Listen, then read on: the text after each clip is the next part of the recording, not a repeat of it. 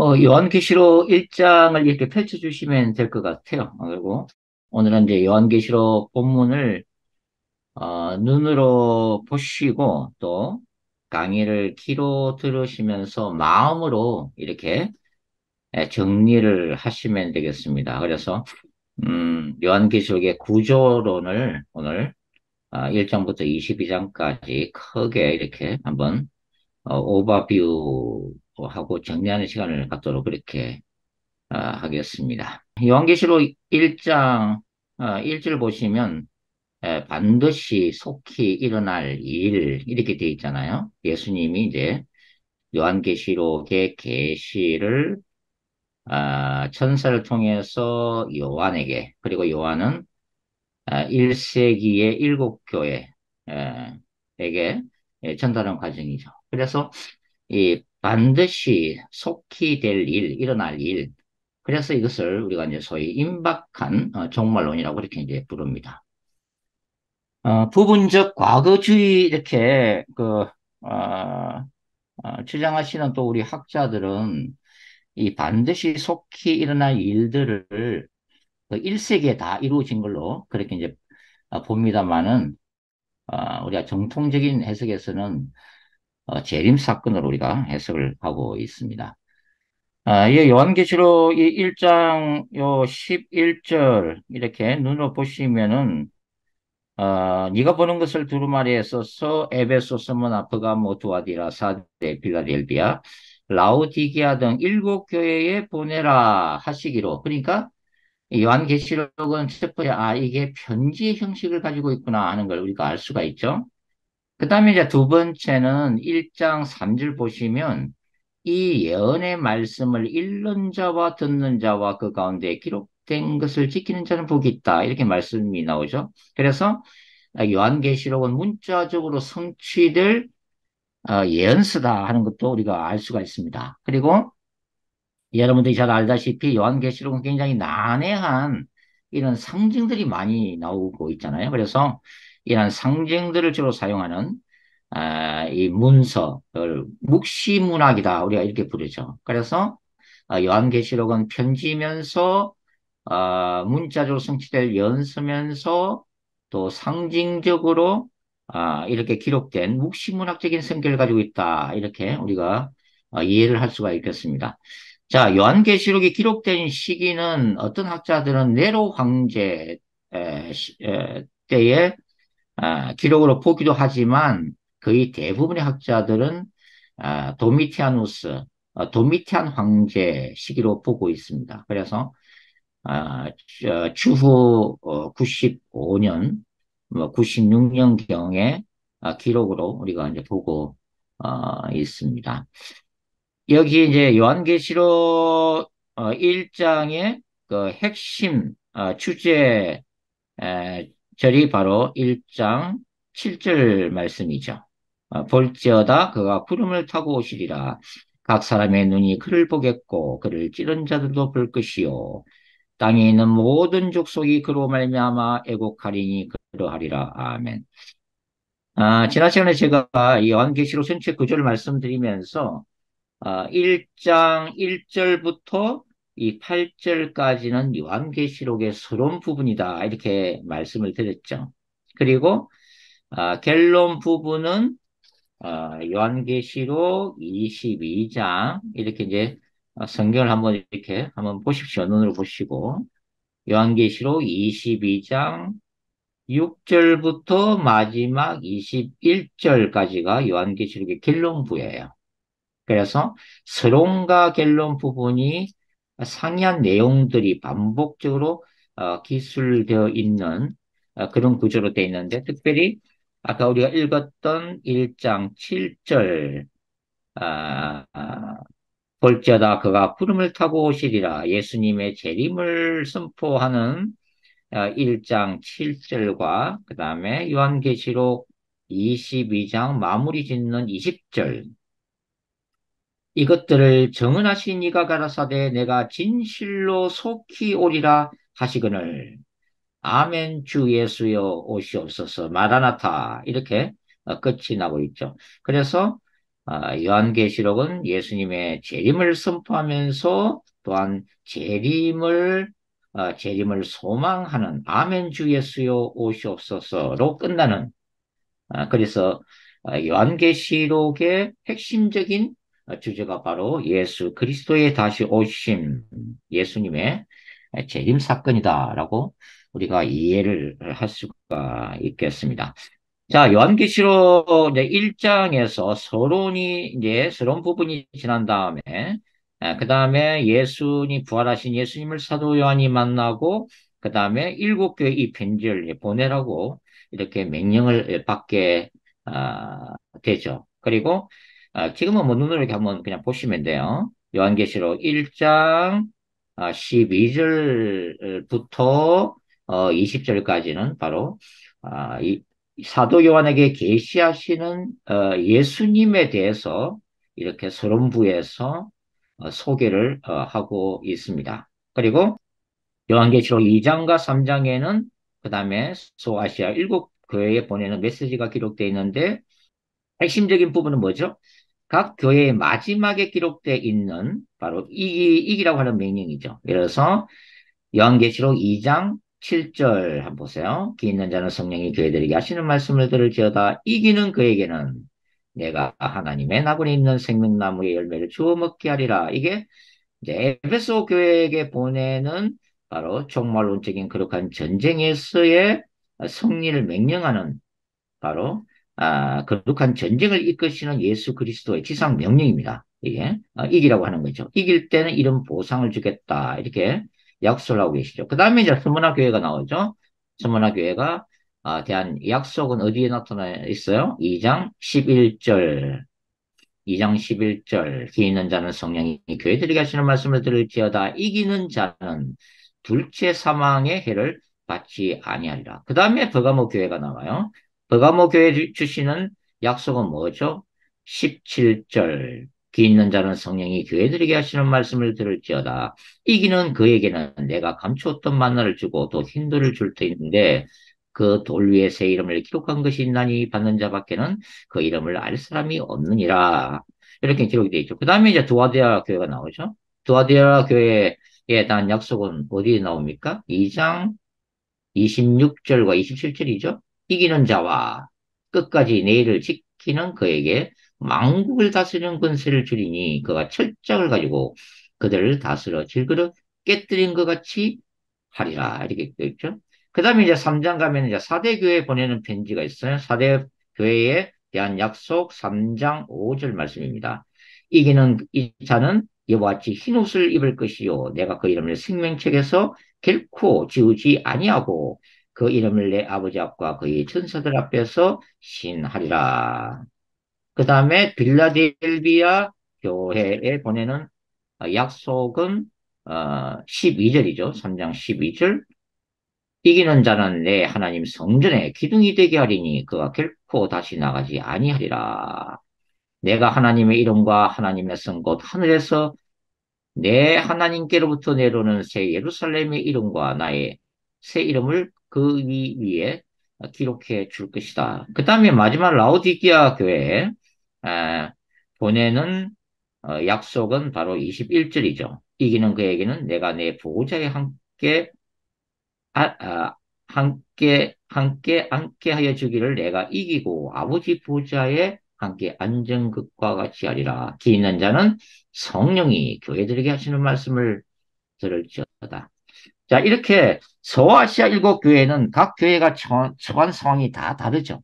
그런데 예수님의 말씀은 바로 영적 전쟁에서 이 종말론적인 거룩한 전쟁에서 각 교회가 승리하기를 원하는 것입니다. 그래서 각 교회가 자신의 자리에서 승리할 때에 전체 우주적인 교회가 승리하게 되는 거죠. 그래서 이기는 자라고 하는 개념이 굉장히 요한계시록에서는 중요합니다. 그리고 지금 이기는 자에 대한 이 각각의 약속은 결국은 어디에서 성취되느냐?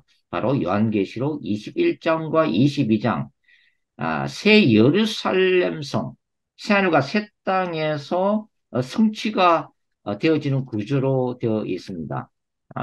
요한계시록 21장 한번 볼게요. 요한계시록 21장 7절 말씀. 요한계시록 21장 7절.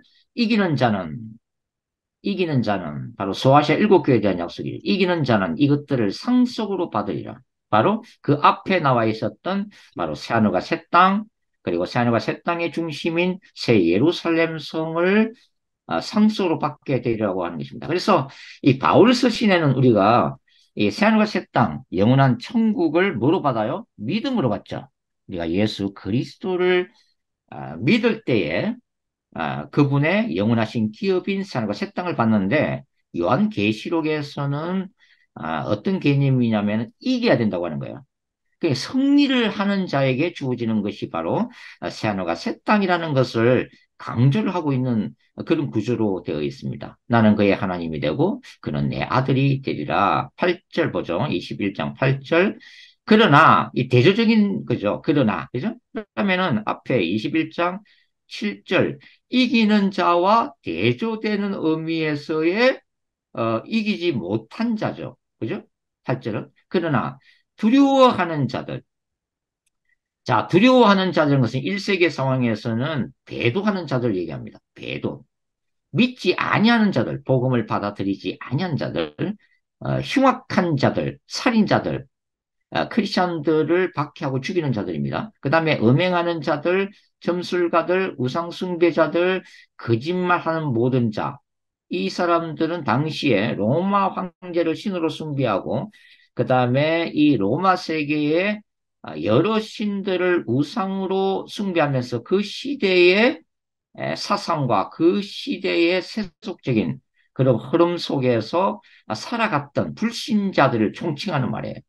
그래서 이기는 자로서의 신자들과 그 다음에 이길 수 없는 자로서의 불신자들이 날카롭게 대조되고 있으면서 이기는 자들은 하늘과 새 땅, 뉴 제루살렘으로 들어가지만 이 불신자들은 둘째 사망, 불과 유황으로 타는 못에 던지우리라 이렇게 대조를 이루고 있는 거죠. 그러니까 이 7절은 뭡니까?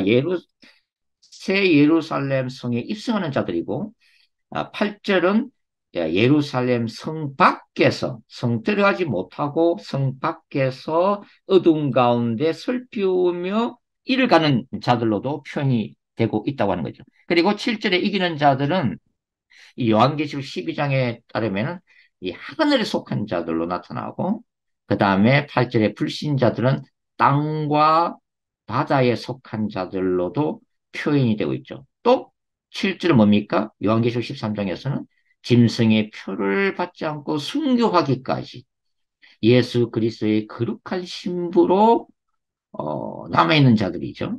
그러나 8절은 뭡니까? 현실과 타협하면서 또 배도하거나 또 그렇게 함으로써 또 이 짐승의 표를 받게 되는 자들.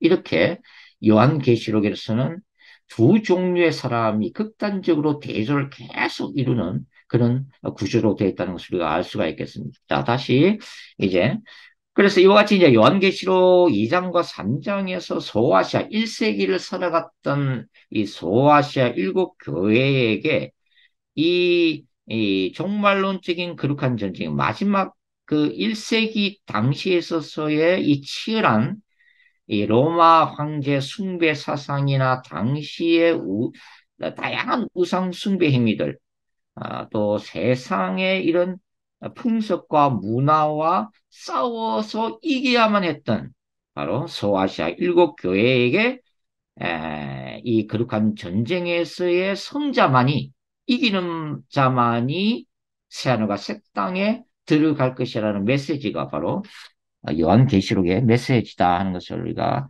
알 수가 있겠습니다. 그리고 이 요한계시록 2장과 3장에 대해서 이기라고 말씀하신 예수께서 왜 이겨야만 하는가?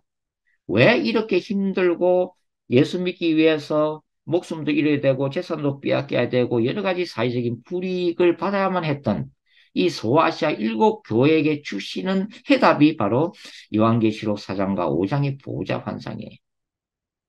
주님이 이 보좌 환상을 보여주셔야만 했던 이유이기도 한 거죠. 그러니까 소아시아 일곱 교회에 살았던 신자들은 오늘날 우리가 늘 갈등하는 신앙적인 질문이나 의문과 똑같습니다. 내가 왜 이렇게 힘든데 예수를 믿어야 되는가 하는 거죠. 내가 왜 이게 말씀대로 살면서 이런 고난을 받아야 되는가? 또 때로는 세상 재미라든지 세상의 어떤 유혹을 거부하면서 우리가 이렇게 힘들게 신앙생활 하는데 과연 이렇게 신앙생활하는 게 무슨 의미가 있냐? 때로는 예수를 잘 믿기 위해서 사탄으로부터 공격을 받고 여러 가지 어려운 일을 당하는데 이 순간에 주님은 뭐하고 계시는가? 뭐 이런 여러 가지 1세기 상황이나 오늘 21세기 상황이나 사실 똑같은데 거기에 대해서 그 답변으로 신학적인 답변으로 보여주시는 환상이 바로 요한계시록 4장과 5장의 보좌 환상이라고 하는 거예요. 이 보좌 환상을 통해서 예수님이 고통당했던 1세기 신자들에게 응답하시면서 내가 어떻게 역사를 이끌어가는지 너희들에게 미리 보여주겠다는 거예요. 내가 어떻게 너희들이 싸우는 이 거룩한 전쟁에서 내가 어떻게 너희로 하여금 승리케 하고 어떻게 내 나라에 들어와서 어떤 영광을 받게 될 것인지를 내가 너희들에게 보여주겠다 하는 거죠.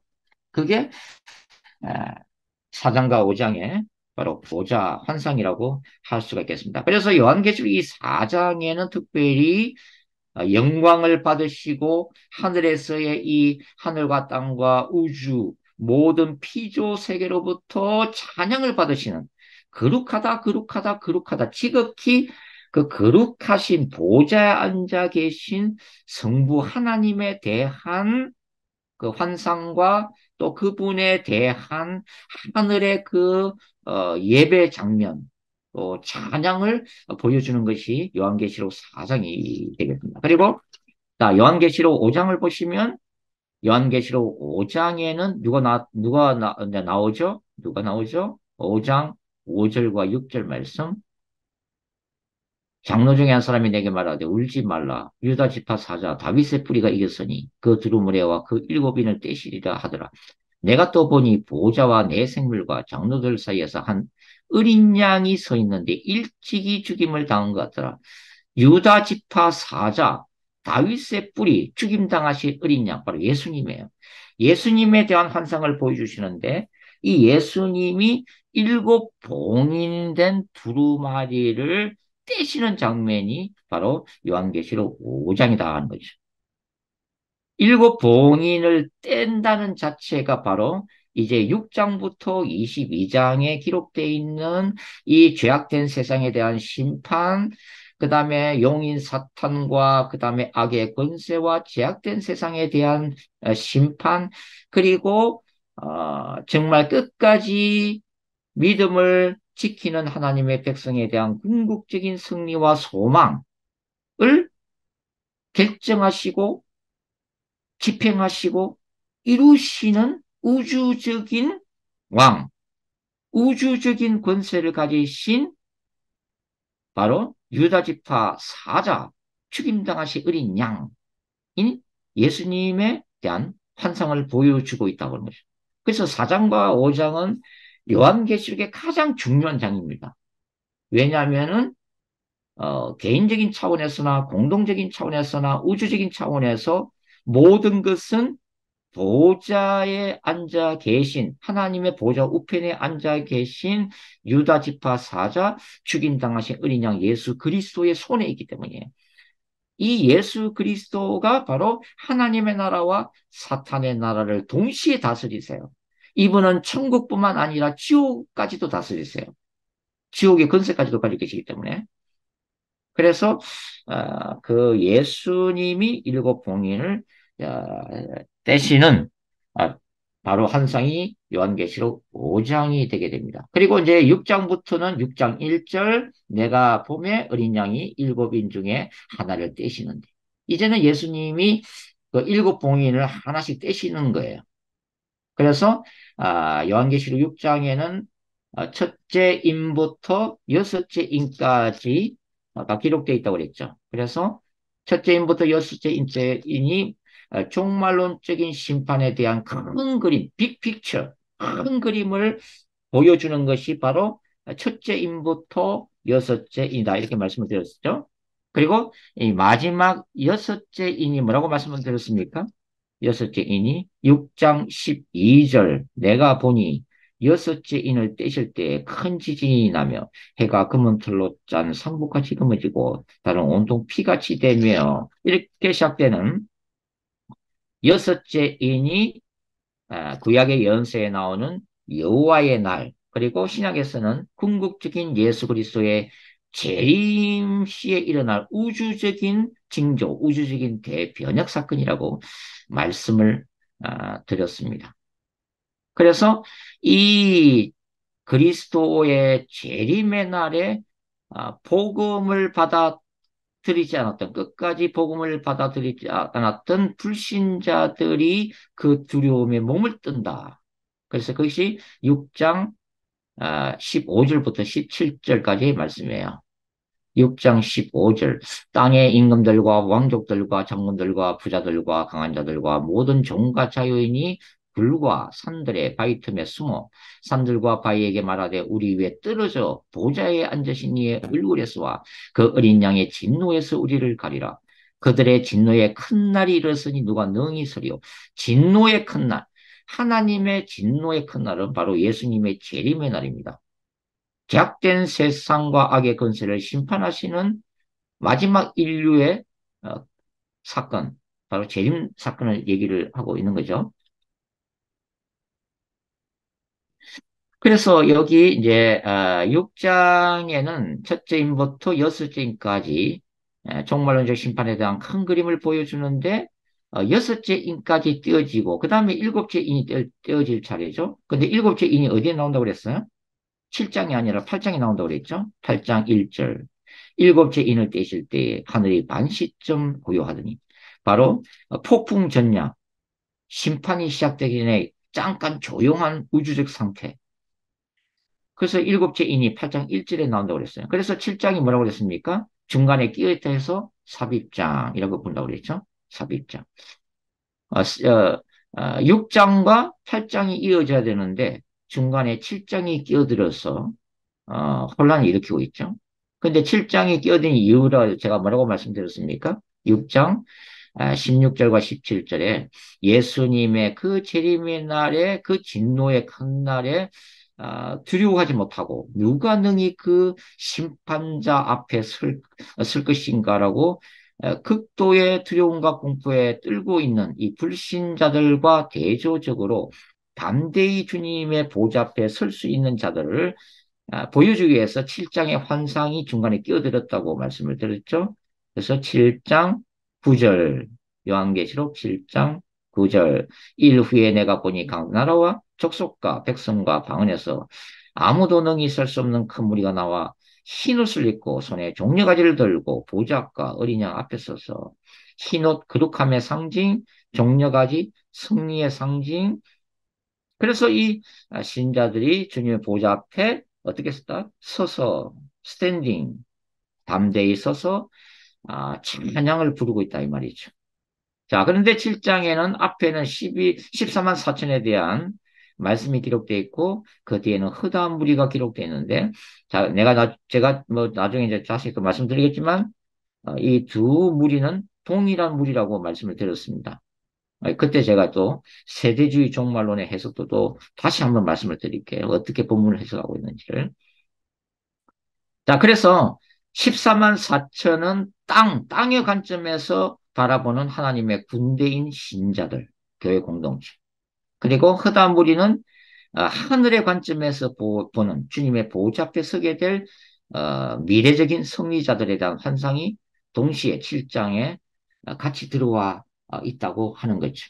그리고 이들에 대해서 이 7장 14절은 뭐라고 그래요? 큰 환란에서 나오는 자들이라고 표현을 하고 있습니다. 큰 환란에서 나오는 자들. 그래서 이 큰 환란에서 나오는 자들에 대한 구체적인 배경이 나중에 요한계시록 13장이 되는 것입니다. 바다에서 올라오는 짐승에 의해서 핍박당하는 종말론적인 짐승, 즉 그리스도에 의해서 고난을 당하게 되는 그 큰 환란을 얘기하는 거죠. 이들에 대해서 주님이 약속하시는 게 바로 15절부터 17절까지의 말씀입니다. 요한계시록 7장 15절부터 17절. 그러므로 그들이 하나님의 보좌 앞에 있고 또 그의 성전에서 밤낮 하나님을 섬기매 보좌에 앉으시니까 그들 위에 장막을 치시겠대요. 이 환란에서 나온 이 예수에 대한 믿음을 지키기 위해서 고난을 당했던 이 종말론적인 백성에 대해서 하나님이 장막을 치시겠대요. 그리고 16절 그들이 다시는 줄이지도 아니하고 굶주렸던 사람들이라는 얘기죠. 목마르지도 아니하고 목마름을 경험했던 사람들 해나 아무 뜨거운 기운에 상하지도 아니하리니 해나 뜨거운 기운에 상했던 사람들 이 모든 것들이 다 고난과 박해와 시련을 상징하고 있는 거죠. 17절 이는 보호자 가운데 계신 어린 양이 그들의 목자가 되사 생명수 샘으로 인도하시고 하나님께서 그들의 눈에서 모든 눈물을 씻어 주실 것입니다. 모든 눈물을 씻어줄 것이다. 어디에서 씻어주는 거예요? 새하늘과 새 땅에서 씻어주겠죠. 21장을 보겠습니다. 21장 3절과 4절. 요한계시록 21장 3절과 4절. 내가 들으니 보좌에서 큰 음성이 나서 이르되 보라 하나님의 장막이 사람들과 함께 있으며 임마누엘 하나님 하나님이 그들과 함께 계시리니 그들은 하나님의 백성이 되고 하나님은 친히 그들과 함께 계셔서 4절 모든 눈물을 그 눈에서 닦아 주시니 어디에서요? 새하늘과 새 땅에서. 어디에서요? 새 예루살렘에서. 다시는 사망이 없고 애통하는 것이나 곡하는 것이나 아픈 것이 다시 있지 아니하리니 처음 것들이 다 지나갔습니다. 네, 종말론적인 하나님의 보상이죠. 상급이죠. 새하늘과 새 땅이. 그래서 7장이 이제 요한계시록 7장이 이제 삽입장으로 끼어 있다고 하는 것입니다. 그 다음에 8장 이제 1절에 일곱째 인을 띄시는데 일곱째 인을 띄실 때에 일곱째 인은 뭐라고 설명을 들었습니까? 요한계시록 6장에 기록되어 있는 첫째 인부터 여섯째 인, 예수님의 재림 때까지의 이 종말론적인 심판과 환란에 대해서 이제는 더 구체적으로 하나하나씩 다시 보여주는 환상이라고 말씀을 드렸죠. 일곱째 인이라고 하는 것은. 그래서 일곱째 인을 띄실 때에 일곱 명의 천사들이 쭈루루 나와서 일곱 개의 나팔을 들고서 하나씩 불기 시작하는 거죠. 첫째 나팔, 둘째 나팔, 셋째, 넷째, 다섯째, 여섯째, 그 다음에 여섯 번째 나팔 불고 일곱 나팔 천사가 나올 때 일곱째 나팔을 부를 때는 다시 일곱 명의 천사들이 나와서 일곱 개의 대접을 가지고 하나씩 쏟아내기 시작합니다. 그게 대접 재앙이죠. 그래서 이제 여러분들이 기억하실 것은 일곱째 인이라고 하는 것은 일곱째 인을 띈다고 하는 것은 여섯째 인 사건 이후에 어떤 사건을 보여주는 게 아니라 첫째 인부터 여섯째 인까지의 내용을 다시 한번 하나님이 구체적으로 다시 추가 설명, 보완 설명, 더 구체적으로 보여주시는 환상이다 이렇게 생각하시면 돼요. 그리고 일곱째 인을 띈다는 그 자체가 일곱 개의 나팔과 일곱 개의 대접이 다 한꺼번에 다 들어있는 겁니다. 그래서 이 8장 1절과 2절 일곱째 인을 띄실 때에 하늘이 반시쯤 고요하더니 내가 보매 하나님 앞에 일곱 천사가 서 있어 일곱 나팔을 받고 그 다음에 하나씩 하나씩 이제 나팔을 불기 시작하는데 그 전에 자 보시면 8장 자 8장 6절부터 이제 일곱 나팔을 가진 일곱 천사가 나팔 불기를 준비하더라. 그리고 7절부터 첫째 천사가 나팔을 불고 있잖아요. 그런데 그 앞에 보시면 에, 8장 3절부터 5절까지가 삽입되어 있습니다. 이걸 갖다 이제 삽입장은 아니고 삽입 단락이게 되겠죠. 8장 3절부터 5절까지가 삽입되어 있어요. 3절 읽어볼까요? 8장 3절. 또 다른 천사가 와서 제단 곁에 서서 금 향로를 가지고 많은 향을 받았으니 이 하늘에 대한 환상이죠. 하늘 지금 성전을 보여주고 있는 거죠. 이는 모든 성도의 기도와 합하여 보좌 금제단에 드리고자 함이라. 향연이 성도의 기도와 함께 천사의 손으로부터 하나님 앞으로 올라가는지라. 천사가 향로를 가지고 제단에 불을 담아다가 땅에 쏟음에 우레와 음성과 번개와 지진이 나더라. 자, 여기서 우레, 음성, 번개, 치지는 바로 아, 첫째 나팔부터 일곱 번째 나팔 재앙 자체를 의미를 하고 있습니다. 우레, 음성, 번개, 치진. 나팔 재앙들이에요. 나팔 재앙을 통한 하나님의 심판이에요. 그런데 중요한 것은 뭐냐면 이 8장 3절부터 5절 사이에 뭐가 들어있냐면은 하늘에서 순교자들이 하늘의 번제단에서 기도를 하고 있다고 하는 거죠. 그리고 땅에서 계속 성도들의 기도가 올라오고 있어요. 그 기도를 중보기도 천사가 그걸 모아가지고 하나님 앞에 먼저 드리고, 그 다음에 하늘 번제단에 불을 담아다가 땅에다 쏟아버리는 거예요. 그러니까 첫째 나팔부터 시작해서 일곱 번째 나팔을 가진 천사들이 나팔을 불기 시작하면서 심판이 쏟아진다는 것입니다. 이게 굉장히 중요한 거죠. 자, 그래서 요한계시록 6장에 보시면 다섯 번째 인이 무슨 인이라고 돼 있죠? 순교자들에 대한 환상이죠. 순교자들이 하늘의 번제단에서 하나님 앞에 울부짖는 거예요. 하나님, 우리를 박했던 자들을 심판하여 우리 피를 주지 아니하시기를 어느 때까지 하시겠습니까? 계속 하늘에서도 기도를 하고 있는 거죠. 그랬더니 하나님이 11절, 6장 11절, 각각 그들에게 흰 두루마리를 주시며 이러시되, 아직 잠시 동안 쉬어라. 너희들 잠깐만 쉬고 있어라. 그들의 동무 종들과 형제들도 자기처럼 죽임을 당하여 그 수가 차기까지 하라. 순교자들의 피가 채워질 때까지 너희들은 참고 있어라. 이런 얘기죠. 그래서 지금도 순교자들이 계속 생겨나고 있는 거죠. 예수님이 재림할 때까지는 순교자들의 피가 계속 흘려집니다. 그러나 순교자의 피가 하늘의 보호자에 이제 다음에는 예수님이 재림하시는 거예요.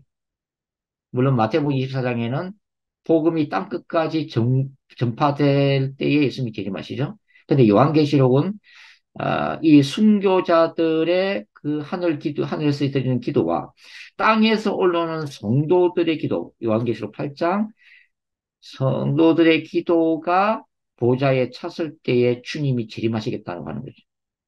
그러니까 여기 보시면 성도들의 기도, 순교자들의 기도, 땅에서의 성도들의 기도, 이 중보 기도가 얼마나 중요한 역할을 하고 있는가를 요한계시록이 이 삽입구로서 말해주고 있는 거죠. 하나님이 종말론적인 심판을 하시는데 그 심판하시는 중요한 모티브, 동기가 성도들의 기도라고 하는 것입니다. 하나님, 이 땅의 악을 심판하여 주세요. 하나님의 나라가 임하게 해주세요. 예수님 빨리 재림해 주세요. 끊임없이 올라오는 성도들의 기도가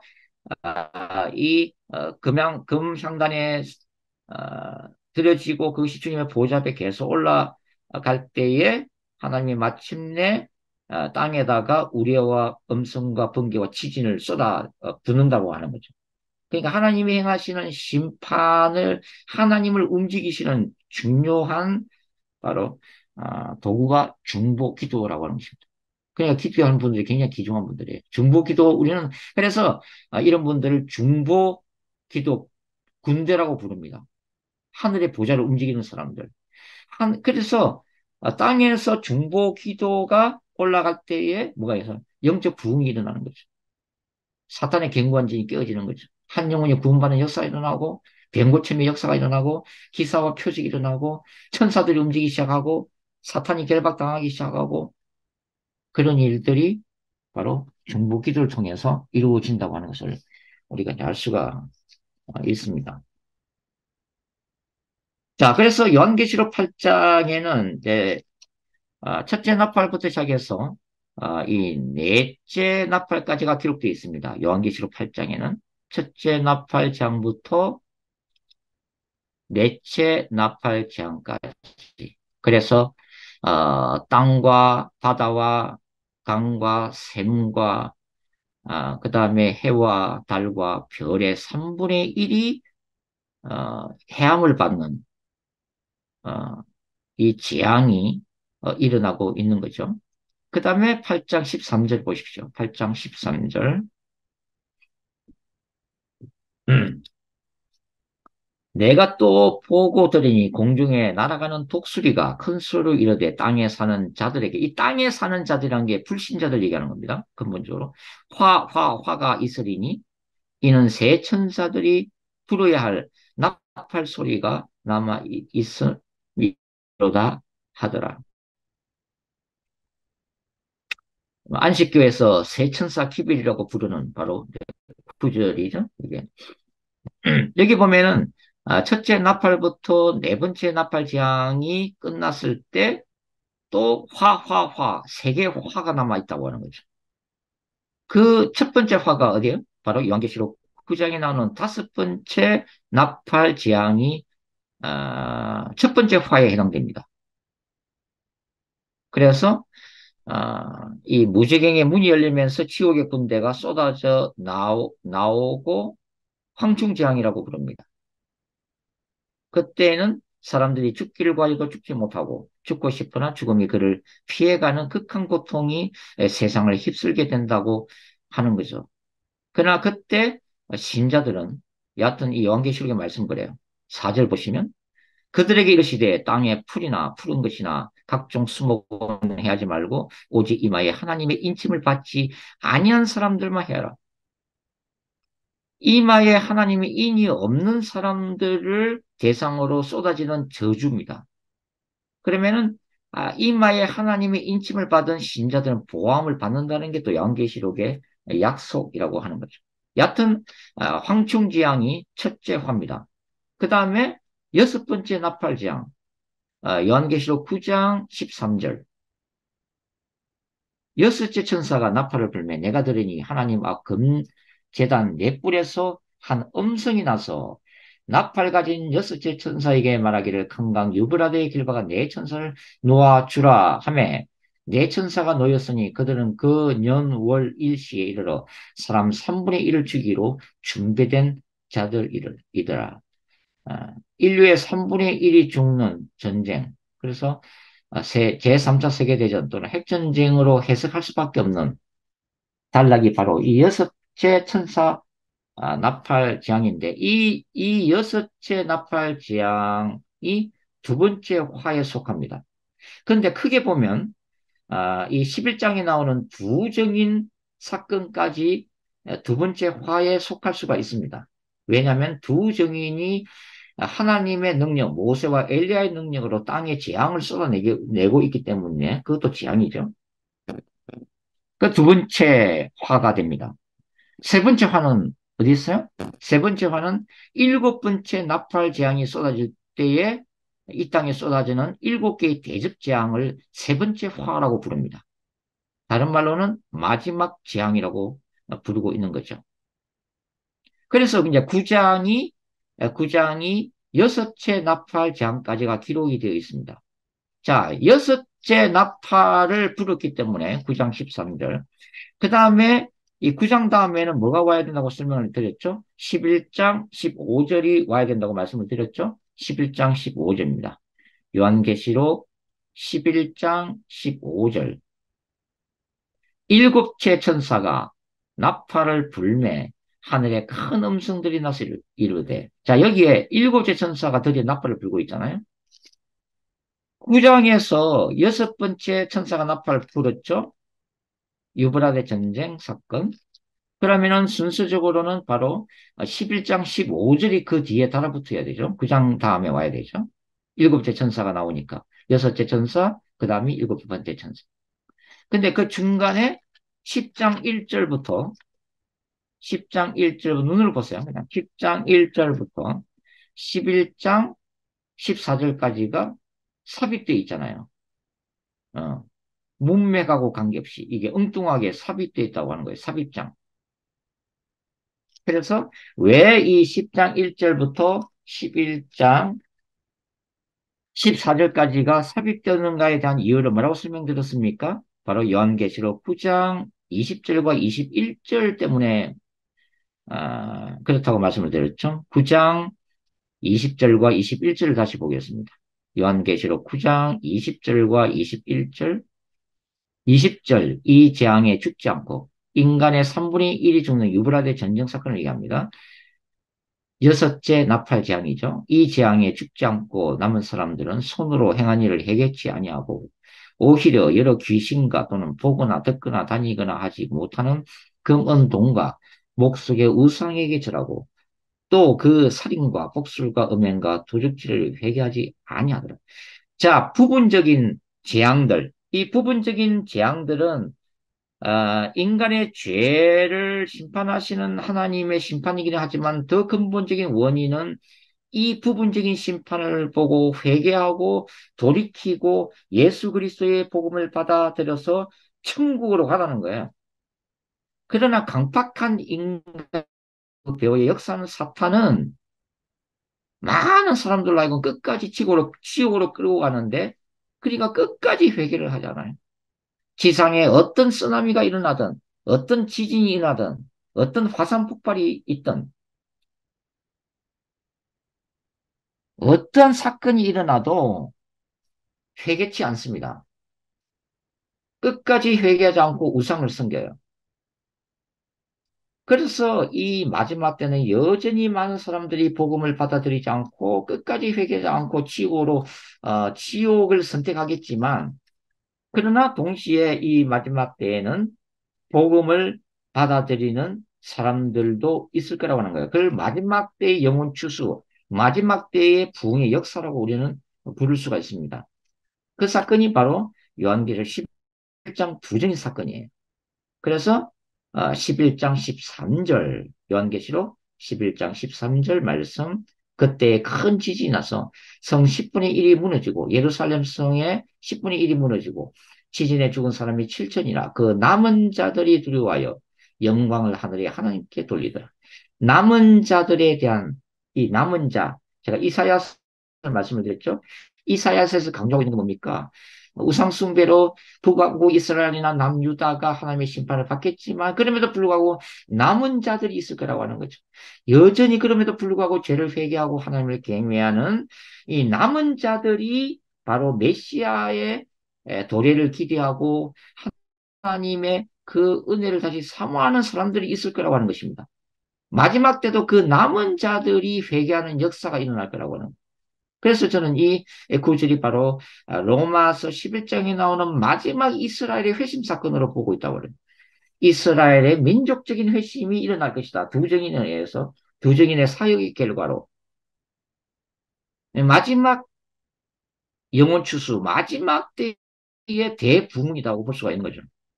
그래서 그들이 영광을 하늘에 하나님께 돌린다.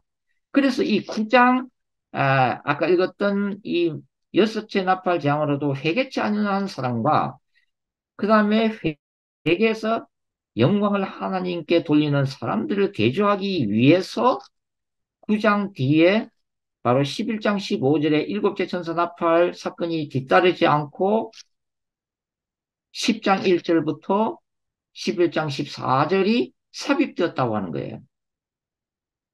그래서 두 증인이 11장에 기록되어 있는데 그러면 10장은 왜 앞에 삽입되었다고 말씀드렸죠?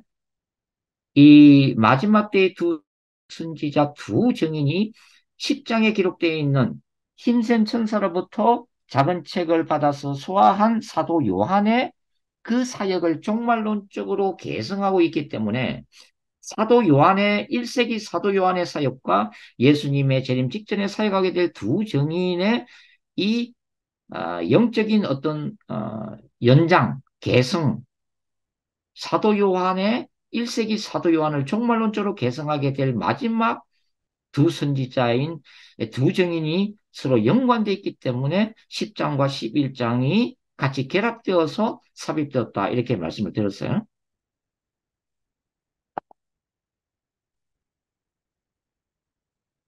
자, 그 다음에 11장 15절 보겠습니다. 자, 요거하고 지금 15장까지만 하고서 이제 마무리를 지을게요. 또 이렇게 하다 보면 또 1시간 반 하게 되겠네요. 자, 11장 15절부터 눈으로 보세요. 11장 15절부터 19절까지가 일곱째 천사가 나팔을 불 때에 일어나는 사건입니다.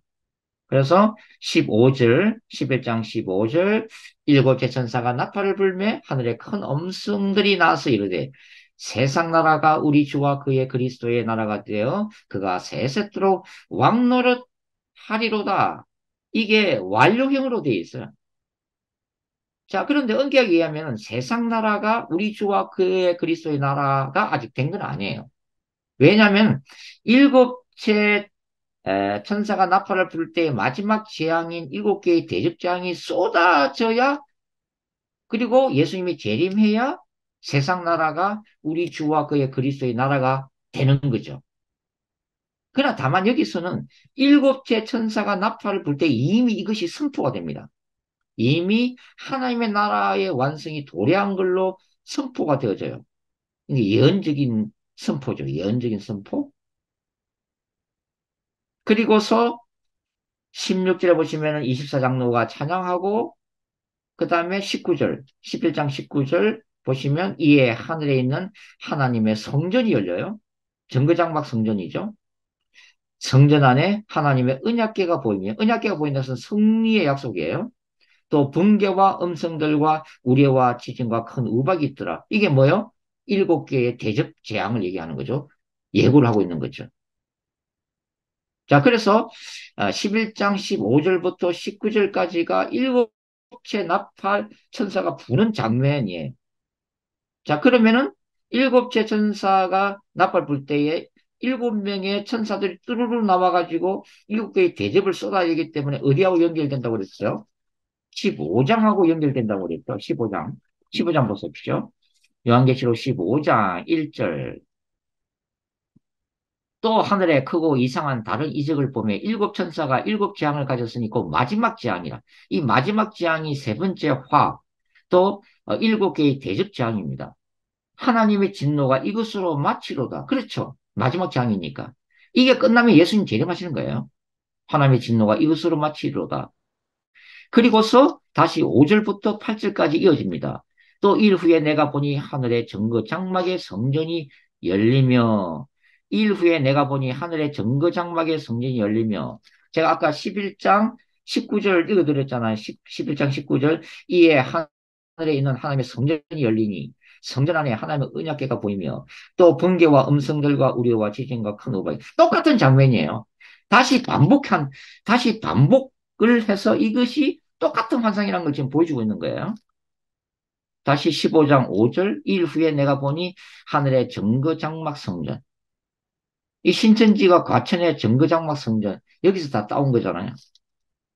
자, 6절 일곱 재앙을 가진 일곱 천사가 성전으로부터 나와 맑고 빛난 세마포 옷을 입고 가슴에 금띠를 띠고 네 생물 중에 하나가 영원토록 살아계신 하나님의 진노를 가득히 담은 금대접 일곱을 그 일곱 천사들에게 주니 하나님의 영광과 능력으로 말미암아 성전의 연기가 가득 차매 하나님의 그 셰키나 영광이 가득 차 있다. 일곱 천사의 일곱 재앙이 마치기까지는 성전에 능히 들어갈 자가 없더라. 그만큼 마지막 이 재앙이 엄중하고도 중요하기 때문에 그렇습니다. 그리고서 여기 보시면 15장 보시면 눈으로 보세요. 15장 보시면 자 일곱 번째 이 나팔 재앙인 일곱 개의 대접 재앙인데 여기에 보면은 2절부터 4절까지가 또 끼어 있어요. 이것을 삽입 단락이라고 부릅니다. 전혀 엉뚱한 단락이 들어있어요. 15장 2절부터 4절. 또 내가 보니 불이 섞인 유리바다 같은 것이 있고 짐승과 그의 우상과 그 이름의 수를 이기고 불순한 자들이 유리바닷가에 있어서 하나님의 금물을 가지고 하나님의 종 모세의 노래 어린 양의 노래를 불러 이르되 이렇게 하면서 2절, 3절, 4절이 이 전혀 관계없이 끼어들어 있어요. 이걸 삽입단락이라고 해요. 그러면 왜 이 마지막 재앙이 쏟아지기 직전에 이 환상이 다시 이 안에서 또 끼어들었느냐 하면, 여기 보시면 15장 2절, 불이 섞인 유리바다가 있어요. 불이 섞인 유리바다. 여러분들 나중에 15장, 아니, 이제, 요한계시록 4장을 읽어보시면은 유리바다가 있는데 그때는 불이 없어요. 근데 여기 보면은 유리바다에 불이 섞여요. 불이란 게 뭡니까? 하나님의 정말로 지금 심판을 상징하는 거죠. 마지막 재앙을 내려야 되기 때문에 유리바다에 불이 섞여 있는 거예요. 근데 그 불이 섞여 있는데 구원받은 이 하나님의 백성들이 막 찬양을 하고 있는 거예요. 성전가.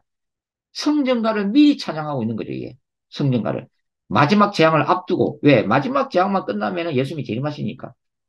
막 찬양하는 거예요. 불이 섞인 유리바다에서 하나님의 구원받은 종말론적인 하나님의 백성들이 이제 마지막 재앙과 예수님의 재림을 기대하면서 막 찬양하고 있는 모습. 성전가를 막 부르고 있는 모습이 동시에 여기에 기록이 되어 있습니다. 그러니까 지금 여기까지만 할게요. 자, 11장 15절부터 19절까지가 일곱째 나팔을 부는 장면이고, 그 다음이 15장이 뒤따라와야 되는데, 12장부터 13장, 14장이 삽입되어 있는 거예요. 삽입되어 있다. 어. 왜 삽입되어 있느냐를 우리가 알아야겠죠. 왜? 자, 이해가 가시죠, 지금? 어. 그러면 삽입된 이유가 뭐냐면, 바로 11장 7절 때문에 그렇습니다. 11장 7절 볼게요. 11장 7절을 보시면, 그들이 그 정언을 마칠 때 두 증인입니다. 정언을 마칠 때 무저갱으로부터 올라오는 짐승, 1세기에서는 도미티안 황제를 얘기하고 마지막 때에서는 적그리스도를 얘기하는 거예요. 무저갱으로부터 올라오는 짐승이 그들과 더불어 두 증인과 더불어 전쟁을 일으켜 그들을 이기고 그들을 죽인 터인즉. 자, 짐승이라는 단어가 요한계시록에서 처음 등장하는 장면입니다. 두 정인을 죽인 짐승, 그것도 무저갱으로부터 올라오는 짐승의 정체를 하나님이 보여주시기 위해서 13장 1절이 기록됩니다. 13장. 13장 1절 볼게요. 13장 1절. 내가 보니 바다에서 한 짐승이 나오는데 뿔이 열이요 머리가 일곱이라. 그렇게 하면서 짐승이라서 자세하게 설명을 해줘요. 그런데 이 짐승의 배후에 용인 사탄이 있다는 것을 보여주기 위해서 다시 13장 앞에 12장이 들어온 겁니다. 무슨 말이에요? 아시겠죠? 짐승이 홀로 마지막 때 그냥 뚱 하고 뜬금없이 역사에 나타나는 게 아니라 이미 용인 사탄이 장세로부터 활동했던 그 용인 사탄이 이 바다에서 올라오는 짐승, 1세기에는 로마 제국 배후에 사탄이 있다는 걸 보여주는 거예요. 지금 1세기 신자들한테. 그리고 마지막 때를 살아가는 우리에게는 뭘 보여준다? 앞으로 마지막 바다에서 나올 짐승 적 그리스도의 배후에는 사탄이 역사하고 있다 하는 걸 보여주고 하는 거예요. 그래서 12장부터 13장이 예수님의 성육신 사건부터 적 그리스도 시대까지 교회 시대를 보여주는 것이 12장과 13장이라고 생각하시면 돼요. 그러니까 12장의 사건이 11장 사건, 두정인 사건이 일어나고 난 후에 후한란, 후한란기에 일어날 사건이 아니고, 아니고, 아, 예수님의 초대교회부터 마지막 적 그리스도의 시대까지를 한꺼번에 보여주는 것이 12장과 13장이다. 그렇게 생각하시면 되겠습니다. 오늘은 여기까지 하겠습니다. 감사합니다.